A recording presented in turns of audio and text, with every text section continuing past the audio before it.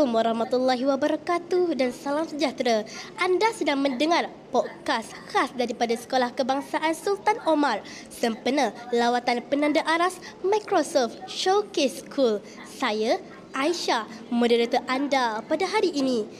Kami sangat bertuah kerana bersama-sama dengan dua tetamu istimewa, wakil daripada Pejabat Pendidikan Daerah Hulu Terengganu dan wakil daripada Pengetua-Pengetua Daerah Hulu Terengganu. Tuan dan Puan, sebelum kita mulakan, boleh Tuan dan Puan perkenalkan diri kepada para pendengar? Assalamualaikum warahmatullahi wabarakatuh. Pertama sekali terima kasih kepada moderator kita Adik Aisyah. Okey, saya Cikgu Fazilah binti Ismail daripada PPD Hulu Terengganu. Saya adalah timbalan PPD Sektor Pembelajaran dari PPD Hulu Terengganu. Terima kasih, saya sangat berbesar hati atas penerimaan dan keterbukaan sekolah untuk lawatan penanda arasan untuk kita melihat Microsoft Showcase School. Terima kasih.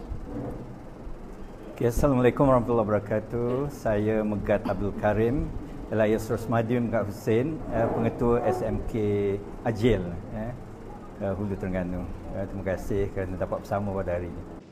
Terima kasih Tuan dan Puan. Baiklah, untuk soalan pertama kepada Wakil Hulu Terengganu. Apakah pandangan Tuan terhadap usaha SK Sultan Omar sehingga berjaya menjadi Microsoft Showcase School? Dungun. Okey. Baiklah, saya jawab untuk Dungun ya. Ke macam mana? So, saya pergi dulu. Okey, tak apalah. Sebab hasil daripada perkongsian tadi, pertama sekali saya melihat keupayaan dan juga potensi SK Sultan Omar sehingga menjadi salah sebuah sekolah Microsoft School Showcase School ini adalah kerana keterbukaan dan juga sikap positif daripada kepimpinan peneraju sekolah ini sendiri yang melihat bahawa pendigitalan pendidikan itu sangat penting dan perlu diketengahkan dalam semua perkara dan juga aspek jika menyeluruh kepada semua warga pendidikan dan juga warga pelajar di sekolah yang berkenaan. So ini adalah matlamat utama di samping saya melihat pencapaian-pencapaian yang dicapai oleh SK Sultan Omar itu sendiri memperlihatkan komitmen dan juga macam mana sikap guru-guru dan juga pengurusan sekolah yang sangat berani untuk mencuba dan juga berani untuk mengetengahkan potensi dan bakat murid sehingga saya melihat ke peringkat kebangsaan malah di peringkat antarabangsa. Perkara inilah sebenarnya yang memberi ruang dan peluang juga kepada mungkin membuka mata dan minda sekolah-sekolah yang berdekatan dan sekolah di daerah Hulu Terengganu, daerah Dungun itu sendiri untuk sama-sama bergerak seiring dalam pendidikan ini. Terima kasih. Apa pandangan Tuan setelah melihat sendiri cara guru-guru dan murid-murid SK Sultan Omar menggunakan teknologi dalam PDPC?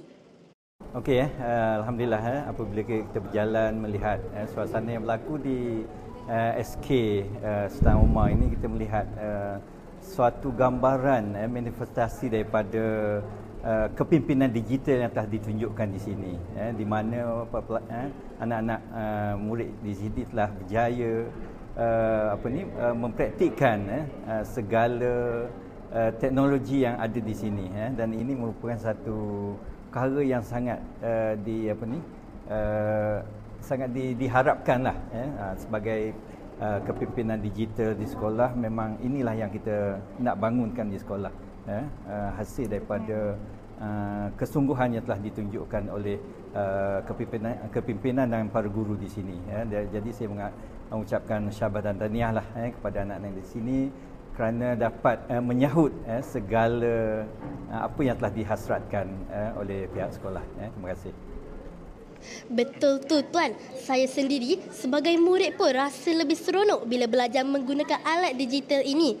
Sekarang saya ingin tanya kepada kedua-dua tetamu, apakah cabaran utama yang mungkin dihadapi sekolah-sekolah lain dalam melaksanakan pembelajaran digital seperti ini? Pertama sekali kita melihat cabaran sebenarnya apa saja situasi, apa saja program dan juga hasrat yang kita nak laksanakan mesti tak boleh lari daripada cabaran dan kekangan. Tapi yang paling utama yang saya nampak mungkin support system dan juga dari segi kekangan kewangan dan juga modal lah. Tapi dengan keadaan yang sekarang ataupun situasi yang berlaku dalam pendidikan negara pada hari ini, kita dapat banyak sokongan. Antaranya kita ada rakan strategik yang menyumbang bersama sebab dia melihat ini adalah satu fenomena satu lembaran baru dalam dunia pendidikan, bahawa pendigitalan itu perlu diketengahkan dan perlu dikuasai oleh semua pihak, terutama seawal anak-anak yang berada di bangku sekolah, itu sekolah rendah lah.